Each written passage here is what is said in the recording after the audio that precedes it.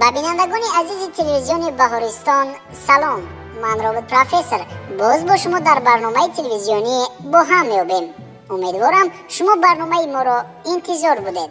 дар барномаи имрӯзаи мо барои иштирокчиён саволҳои ҷолибу шавқовар омода карда шудааст. шумо метавонед аз ин барнома барои худ чизе омӯзед. пас моро ҳамроҳ бошед. имрӯз дар барномаи мо ду навраси фаъол Мунис Одинаев ва Шоҳин Ганҷалов хонандагони синфи чоруми литсеи президентӣ барои хонандагони болоёхати шаҳри Душанбе иштирок мекунанд. Мунис бештар ба фанҳои табиатшиносӣ ва забони англисӣ шавқу рағбат дорад. аз намудҳои варзиш риштаи унифайт ва футболро дӯст медорад. дар оянда мехоҳад омӯзгор шавад. Шоҳин бошад ба фанҳои дақиқ аз ҷумла математика ва табиатшиносӣ завқ дорад. бозиҳои шоҳмол ва футболро меписандад. дар оянда мехоҳад кайҳонавард шавад. ба барномаи имрӯзаи мо хуш омадед. раҳмат. хуб, шумо вобаста ба барномаи телевизионӣ бо ҳам меёбем маълумот доред? бале. чӣ гуна аст? дар якум шарт ба мо саволҳо пешниҳод карда мешаванд ва бо 4 вариант. дар шарти дуюм дуруст ё нодуруст ва дар шарти сеюм ду супорӣ шуда мешавад. саломат бошед. хуб, аз ин бармеояд ки шумо аллакай ин барномаро тамошо кардаед ва аз шартҳои он огаҳ ҳастед. бояд ман як чизро ёдрас шавам ки новобаста аз синни соли шумо мо албатта саволҳои гуногун ранг дорем ва дар барнома имкон аст ки баъзе саволҳои оянд ки шумо дар тамоми умратон рӯбарӯ нашудаед. яъне саволҳо гуногун ҳастанд ва шумо албатта метавонед тахмин ҳам кунед. розӣ ҳастед? бале. хуб, агар иштирокчиёни мо омода бошанд, оғоз мекунем. шарти аввали барномаи бо ҳам меёбем.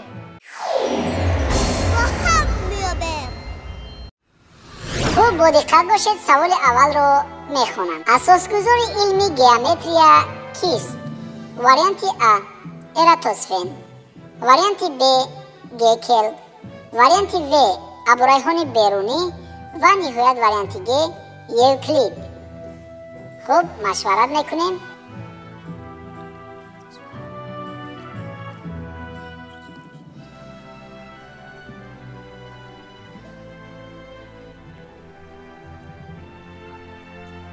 робот профессор саволро аз сари нав такрор кунед.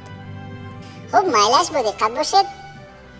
асосгузори илми геометрия кист? шумо геометрия намехонед, вале маълумот доред ба фикрам. бале. асосгузори илми геометрия кист? варианти а Эратосфен, варианти б Гекел, варианти в абурайҳони берунӣ ва ниҳоят варианти г Евклид.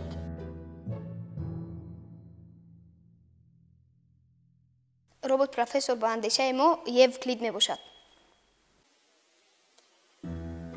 хуб, Мунис, шумо чӣ мегӯед? ман ҳам ба гуфтаи рафиқам розиам. яъне ба андешаи шумо асосгузори илми геометрия Евклид аст? бале. шумо нақшакаширо дӯст медоред ва ё нақшакашӣ наметавонед? метавонем. чунки дар илми геометрия бештар ба он рӯбарӯ мешаванд. ҳоло дар оянда шумо низ ин фанро мехонед. хуб, ман мехостам хулосаи шуморо фаҳмам. Евклид. иваз намекунед? не. шояд Эратосфен бошад? не. хуб, агар чунин аст ба чанд хол бовгузорӣ мекунед? ба 10. шумо метавонед ки аз рақами 1 то рақами 10 якеро интихоб кунед? не, ба 10. яъне бовар доред? бале. хуб, агар чунин бошад, бо диққат бошед. ман шарҳи ин саволро мехонам. геометрия яке аз илмҳои қадимтарин буда аз калимаҳои гео замин ва метрия ченкунӣ, яъне маънои заминченкуниро дорад. ватани геометрия юнони қадим буда асосгузори он Евклид аст. ин олим аввалин китобро бо номи ибтидо навиштааст. бояд қайд кунем ки китоб аксиомаҳои геометриро дар бар мегирад. асарҳои дигари Евклид ба монанди додашудаҳо, ҳодисаҳо, оптика ва буришҳои каноникӣ мебошанд. офарин ба шумо, посухи шумо комилан дуруст аст. хуб, ман ба шумо асан офарин мегӯям. ҳоло шумо соҳиби 10 хол шудед ва ин буд саволи нахустини мо дар шарти аввали барнома.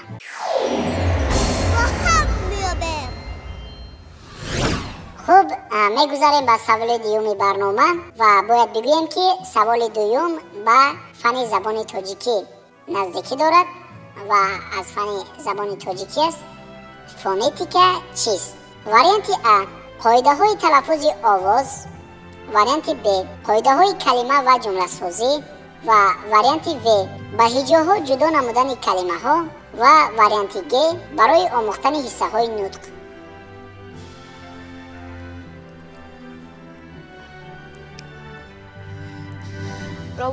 робот профессор ба андешаи мо варианти а мебошад. یعنی қоидаҳои талаффузи овоз. شما این را تخمین میکنید؟ мо инро аз як китоб хонда будем. фонетика яъне фон овозро мефаҳмонад. یعنی به اندیشه شما فونتیکا این قاعده های تلفظ آواز را می‌آموزد. бале бале شما نیز به این اندیشه راضی هستید؟ бале розиам. باور دارید؟ бале خب این جواب خود را به چند خود بهاگذاری میکنید؟ ба дахл. باز هم به خود. бале خب اگر چنین باشد با دقت باشید، من شرح این سوال را میخونم. فونتیکا یکی از بخش‌های علم زبانشناسی بوده صدا و ترتیب آوازی نطق را می‌آموزد. خود کلمه فونتیکا از زبان لاتینی گرفته شده است و معنایش صدا میباشد. فونتیکا قاعده‌های تلفظ آواز را می‌آموزد، از جمله در هجا، کلمه، عباره و دیگر بخش‌های حصه نطق. من به شما حسن و آفرین میگویم پاسخ نوبتی شما نیز کاملا درست است. من به هر دوی شما حسن و آفرین میگویم و شما باز هم صاحب 10 خال دیگر شدید و شماره خالهای شما رسیدن به 20 عدد. اگر آماده باشید میگذاریم به سوال سیوم. آماده اید؟ бале با دقت باشید. سیاره های بزرگ کدام هایند؟ واریانت ا عطارد و اوران، واریانت ب مشتری و زحل، واریانت و نپتون و پلوتون و نهایت واریانت گ ماه و زمین. робот профессор ба андешаи мо варианти б яъне муштарӣ ва зуҳал мебошад. زمین چی؟ زمین و محتاب؟ муштарӣ ва зуҳал аз замин нисбат аз замин калонтар аст. خب در عموم چند سیاره موجود است؟ 9 то ҳастанд, вале плутонро ҳозир ба қайд намегирам, барои он ки вай аз офтоб дуртар аст нисбат аз ӯ хеле сайёраи хурд мебошад, барои ҳамин ҳозир плутонро сайёра намеҳисобанд. شما در کجا به این روبرو شدید؟ дар китоби табиатшиносии мо оварда шудааст. یعنی علاقه شما در فن طبیعت شناسی به این واخورده بودید؟ бале خب من خلاصه شما رو بار دیگر سیاره های بزرگ کدام هایند؟ муштарӣ ва зуҳал. عوض نمیکنید؟ не خب اگر چنین است من وقت رو به درازو نمیکشم، بعد چند خال واگذاری میکنید؟ ба дахл. باز هم بده. бале خوب باقی نیست، با دقت باشید، من شرح این سوال را پیشنهاد میکنم. سیاره های از همه بزرگ منظومه آفتاب مشتری و زحل می باشند. حجم مشتری از زمین 1500 مرتبه و حجم زحل 1250 مرتبه کلانتر است. هر دو سیاره هم از گاز ها عبارتند و از این رو با وجود حجما بزرگ بودنشان سبکترند. من به شما احسن و آفرین میگویم. پاسخ نوبتی شما کاملا درست است. آفرین دوست.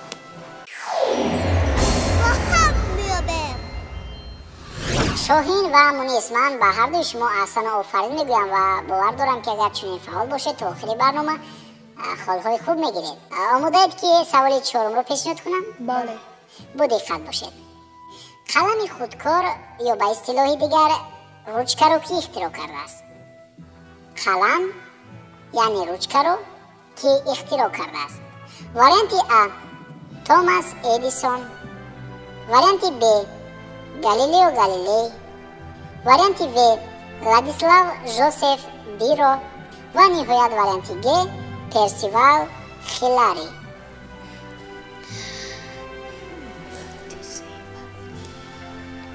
فکر میکنیم؟ робот профессор бори дигар вариантҳоро ба мо мехонед? қалам яъне ручкаро ки ихтироъ кардааст? варианти А Томас Эдисон, варианти Б Галилео Галилей, варианти В Владислав Жозеф Биро ва ниҳоят варианти Г Эдмунд Персивал Хилари.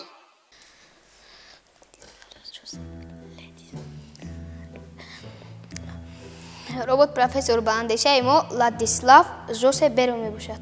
шумо инро аз куҷо медонед? тахмин ва ё тахмин. яъне тахмин мекунед шояд Томас Эдисон бошад? томас эдисон чароғро ихтироъ кардааст. ба фикри ман Галилео Галилей аст. галилео бошад, вай як намуди телескопро ихтироъ кардааст. хуб, хулосаи шумо? Владислав Жозеф Биро. яъне ручкаро бори аввал ӯ ихтироъ кардааст. дигар ман вақтро ба дарозона мекашам. ба чанд хол богузорӣ мекунем? ба 10. хуб, агар чунин аст бодиққат бошед. шарҳи ин саволро пешниҳод мекунам.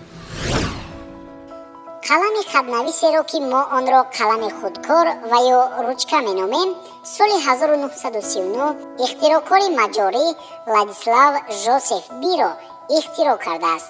фарқи қалами ихтироъкардаи ӯ аз қаламҳои гузашта ки аз ранги моеъ истифода мебаранд дар он аст ки барои қалами худкор ранги ғализи мисли хамираро истифода мекарданд.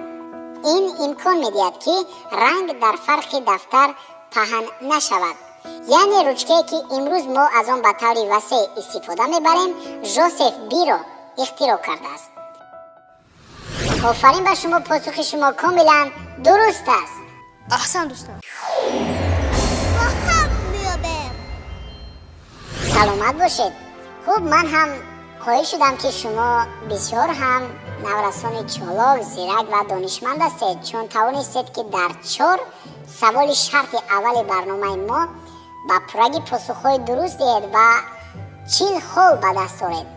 ҳатто шумо тавонистед ки дар саволи 4-уми мо ба вариантҳое ки пешниҳод шуд, яъне ихтироъкорон, маълумотҳои мушаххас пешниҳод намоед ки на ҳар кас метавонад.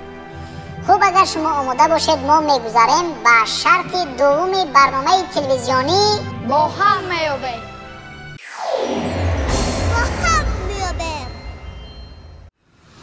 хуб, шарти дуюми барномаи мо ном дорад дуруст ё нодуруст. мо дар ин шарт барои шумо 4 савол пешниҳод мекунем, яъне далел аниқтараш, ва шумо дуруст ва ё нодуруст будани ин далелҳоро пешниҳод мекунед.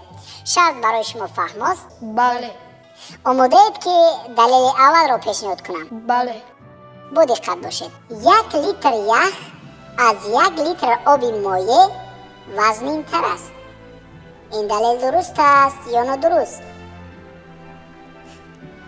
бо ҳам машварат мекунем.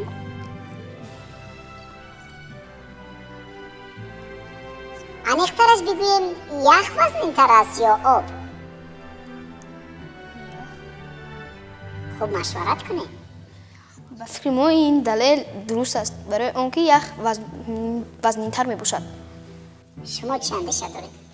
ман бо гапи рафиқам розӣ ҳастам. ях аз об вазнинтар аст. барои чӣ акнун? сабаб дар чӣ аст агар чунин бошад? ҳарду ҳам 1 литр ҳастанд, яъне ҳаҷми якхела доранд. чаро вазнин будааст? барои он ки ях оби яхшуда аст ва мисли санг вазнин аст. пас оби муқаррарӣ чӣ? оби муқаррарӣ он қадар ҳам вазнин нест. мунис, ту ин андешаҳоро тасдиқ мекунӣ? ях аз об вазнинтар аст, вай ба мисли санг вазнин аст. оби муқаррарӣ бошад, на он қадар вазнинтар аст. яъне ба андешаи шумо 1 литр ях аз 1 литр об вазнинтар аст. хуб, хулосаи шумо ин далел дуруст аст. бале. яъне 1 литр ях аз 1 литр об дида вазнинтар аст. хуб, ба чанд хол богузорӣ мекунед? ба 10. чаро шумо дигар рақамҳоро интихоб намекунед? мо рақамҳои ҷуфтро. яъне бовар доред? бале. бо диққат бошед, шарҳро пешниҳод мекунам. ин далел дуруст аст.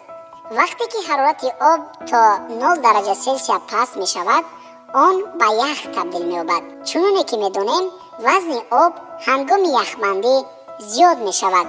گمان میکنیم که 1 لیتر آب یخبسته از 1 لیتر آب عادی بیشتر است. در حقیقت هم چنین است. وزن یخ از وزن آب عادی دیده زیادتر است. ولی در اصل هر دوی آنها وزن یک خیله دارند. من به شما احسان و آفرین میگم. پاسخ شما کاملا درست است. آفرین. میگذاریم به دلیل دوم. با دقت باشید. از همه پرنده تیزدو این شترمرغ افریقایی است. این دلیل درست است یا نادرست؟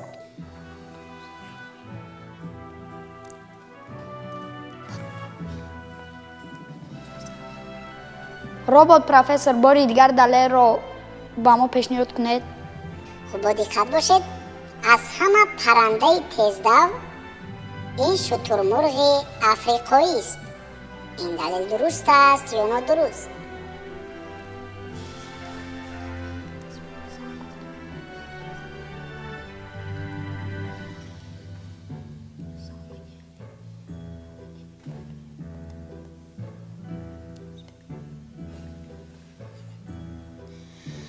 ربات پروفسور به اندیشه ما این دلیل درست است. یعنی از همه تیزدوترین شترمرغ است. بله. شما بار شترمرغ را دیده؟ بله. در کجا؟ در باغ حیوانات. بله. به اندیشه شما از همه تیزدوترین این شترمرغ است. بله. خب من دیگر وقت رو به درازا نمیکشم و وقت شما رو نیز نمیگیرم. و چند خود بگذاری میکنید؟ بعد اگر نادرست باشد چی؟ ما با جواب پیشنهاد کرده خود باوری کامل داریم. یعنی باوری دارید که این پاسخ درست است؟ بله. اگر چنین است شرح این دلیل را پیشنهاد میکنم. این دلیل درست است. در میان پرنده ها از همه تیزدو شترمرغ افریقایی است. شترمرغ یا استراوس پرنده لوچ بلند و پایهای دراز و با قوت دارد. تعجب آور آن است که شترمرغ با وزن گرانش با پنجه های پایش تکیه می کند که همگی 2 انگشت دارد. چون این پای مثل سوم بوده برای تیز دویدن مساعدت می کند. آفرین به شما. پاسخ شما درست است. آفرین دوستان. من به شما احسان و آفرین میگویم که از آغاز برنامه یعنی از شرط اول تا این جانب یگان سوالی که به شما پیشنهاد شد جواب نادرست نگرفت و حالا شما صاحب 60 خال هستید و در پیش حالا سوال ها شما را انتظارند. اگر آماده باشید میگذاریم به دلیل سیوم شرط دوم برنامه با هم میابیم. با دقت باشید. حرارت جوشش آب 70 درجه است. حرارت جوشش آب 70 درجه است. این دلیل درست است یا نادرست؟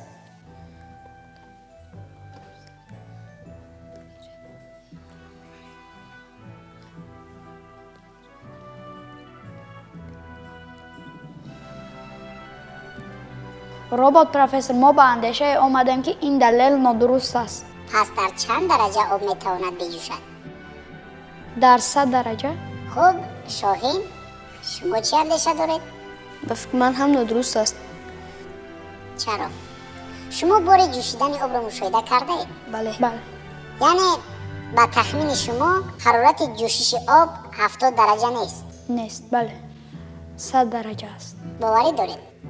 بله. خب با چند خود بگذاری میکنید؟ باز ما به 10 خال بگذاری میکنیم. یعنی به 10 خود؟ بله. خب خلاصه عمومی شما نادرست است. این دلیل نادرست است. بله. با دقت باشید شرح را پیشنهاد میکنم. آب برای زندگی ما انسان ها نقش مهم دارد. به آب حیات وجود داشتن نمیتواند. برای آنی که آب از باکتری ها تازه شود آن را میجوشانند و همه ما خوب میدانیم که آب در حرارت نه 70 درجه بلکه 100 درجه میجوشد.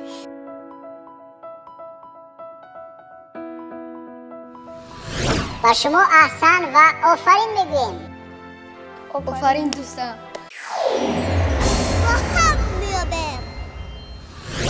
با شما احسان میگویم حالا برابر شدن خالهای شما با 70 عدد. واقعا هم شما خیلی زیرک و دانا بوده. احسان. اکنون میگذاریم با سوال آخران در شرط دوم برنامه با هم میابیم. با دقت باشید. بوم ها شبانه به شکار میبرایند. این دلیل درست است یا نادرست؟ ربات پروفسور ما با اندیشه آمدیم که این دلیل درست است. یعنی بوم ها شبانه به شکار میبرایند. بله، برای آنکه بوم ها در روزانه دیده نمیتوانند. آفتاب به چشم آنها زده، آنها دیده نمیتوانند. خب شما بوم را دیدید باری؟ بله. در کجا؟ در باغ حیوانات. در طبیعت چی؟ نه. در تلویزیون هم ندیدید؟ دیده ما در تلویزیون بهارستان در فیلم تصویری صندوقچه زولبیا دیده بودیم. یعنی این را شما از فیلم تصویری صندوقچه زولبیا مشاهده کردید؟ بله. خوب، از این برمیاد که شما وابسته به این علاقه معلومات کافی دارید. دیگر من وقت رو به درازا نمیکشم. شما به چند خال واگذاری میکنید؟ به 10. باز هم 10. بله. خوب، شرح رو پیشنهاد میکنم، با دقت باشید. این دلیل درست است. بوم ها به شب مطابق شدند. آنها به شبهه از فعالیت شبانه منفعت میگیرند. بوم ها چشم و گوش های خیلی خوب دارند که برای شکار شبانه خدمت میکنند. غیر از این، فرا گرفتن تاریکی به بوم ها شبانه کمک میکند تا به طعمه غیر چشم داشت حمله کنند. یعنی از این برمیاد که بوم ها روزانه خوابیده شبانه به شکار میبرایند. این پاسخ شما کاملا درست است. به شما احسن و آفرین. آفرین دوستان.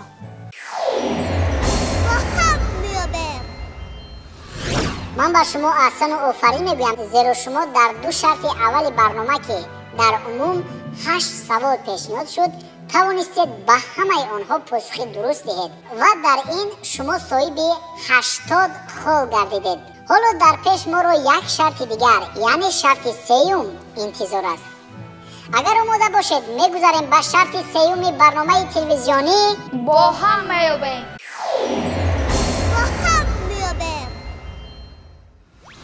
خوب، در این شرط برای شما ما 2 سپارش پیشنهاد میکنیم. سپارش اولی ما پیشنهاد رسم است. انیقترش 2 رسم یک خیله پیشنهاد می شود که در آنها فرقیت ها وجود دارد. انیقترش 5 فرقیت است و برای هر یک فرقیتی که شما در آن میابید ما 2 خالی می دهیم که در عموم می شود 10 خال. با اشاره من شما آغاز میکنید. البته برای شما 1 دقیقه وقت داده می شود. خوب، آغاز میکنیم. در آنجا 3 شپرک است و در اینجا 2 شپرک. در آنجا خرس در تای سرش موی دارد، ولی خرس دوم در تای سرش موی ندارد. بله. باز در خرس یکم یک گل کلانی بنفش است و در دیگرش نه.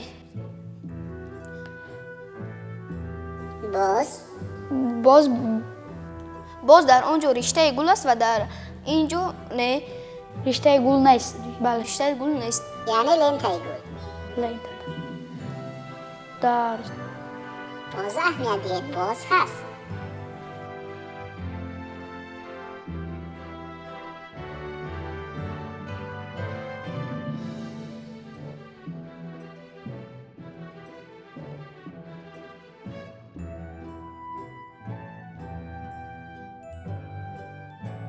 خوب، وقتی شما به انجام رسید من به شما احسن میگویم که شما توانستید از رسم‌های پیشنهاد شده که هر دو هم یک رسم است ولی فرقیت ها دارند 4 فرقیت را یابید. ولی یک فرقیتی که شما در رسم معین کردن نتوانستید این بینی خرسک بود. اگر شما اهمیت دید آن را مشاهده میکنید. با شما احسن میگویم و به خالهای شما 8 خال دیگر علاوه کرده می شود. آفرین. آفرین دوستان. خوب، اشتراکچیان عزیز مونس و شاهین، با شما احسن میگویم حالا شما صاحب 88 خال هستید. این خیلی خوب است و یک سپارش آخران باقی مانده است و اگر شما پاسخهای درست دهید بعدا ما در عموم حساب میکنیم خالهای شما را. عین حال ما برای شما حرف ها را پیشنهاد میکنیم و شما از این حرف ها کلمه میسازید. عمیق‌ترش 5 تا قطار است، یعنی قطار حرف ها. در هر قطار شما حرف ها را جابجا گذاشته یک کلمه میسازید. فهماست؟ برای شما ما 1 دقیقه وقت میدهیم و در صورت 5 کلمه ساختن شما میتوانید صاحب 10 خال گردید. یعنی برای هر یک کلمه که میسازید شما 2 خالی میگیرید. خوب، با اشاره من آغاز میکنیم. کلی، یکمش کلید، دومش تیرزه، سومش پومیدور، بله، پومیدور، چهارمش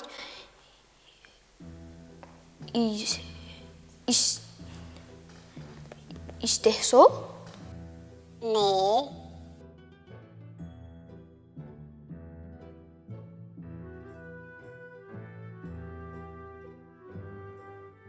خوب، با دقت اهمیت میدهیم.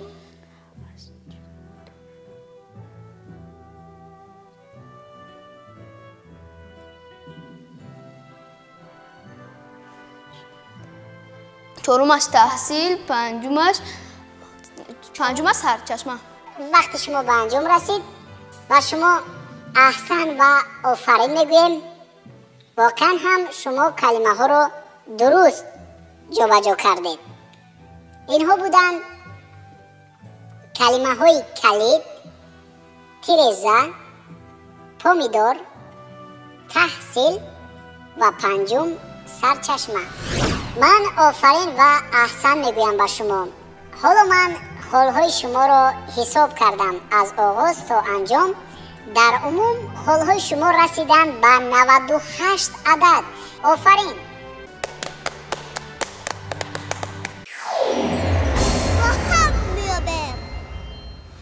خوب، شاهین، من به شما احسن میگویم هم به رفیق شما یعنی مونیس که شما توانستید با همه سوالهای ما پاسخهای درست دید و تنها در یک جا به خطاگی راه دادید و فکر میکنم آنقدر خطای کلان هم نبود که 2 خال شما کم شد. یعنی برای به قله اساسی رسیدن تنها 2 خال شما نمیرسید. خوب، شاهین، وابسته به برنامه ما چی اندیشه دارید؟ این برنامه خیلی خوب است. من در این برنامه خیلی چیزهای نو رو فهمیدم. من نو فهمیدم که روچکه رو کی اختراع کرده است و بر من از همه سوال دشوار روچکه رو کی اختراع کرده است بود. یعنی سوال دشوار همین بود؟ بله. خب به همسالان خود چی توصیه میدید شما؟ به همسالان خودم توصیه میدهم که به این برنامه اومده اشتراک کنند و دانش خود را صیقل دهند. خب مونیس، شما چی اندیشه دارید؟ با من برنامه با هم میابیم خیلی بسیار معقول شد.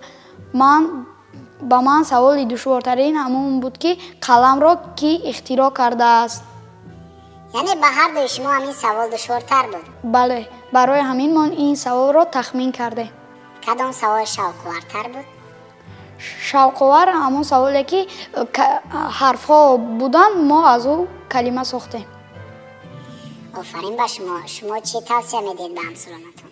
من به همسالانم توصیه میدیم که در این برنامه اومده اشتراک کنند، دانش خود را صیقل دهند. ما مینت‌داری خود را به تلویزیون بهارستان میرسانیم که این گونه برنامه‌های جالب و شوق‌آور را برای ما پیشکش کردند. سلامت باشید. من رابط پروفسور نیز به استادان شما که شما را درس میگویم، به والدین شما احسن و آفرین میگویم که در تعلیم و تربیت شما سهم ارزنده خود را گذاشتند. از زیرکی امروزه شما این را ما خوب مشاهده کردیم. من به هر دوی شما احسن و آفرین میگویم. بینندگان گرامی، یادرس میشویم که در برنامه امروزه ما 2 نورس فعال مونیس آدینایف و شاهین گنجالف، خوانندگان صنف 4 لیسه پرزیدنتی برای خوانندگان بالیاقت شهر دوشنبه اشتراک کردند. شما را بار دیگر به برنامه خوش آمدید میگوییم. رحمت. بینندگان گرامی، این بود برنامه نوبتی با هم میابیم. امیدوارم که برنامه امروزه برای شما پسند آمد. من روبوت پروفسور باز می روم به جستجوی سوالهای نو. تا برنامه های بعدی خیر با تلویزیون بهارستان بمانید.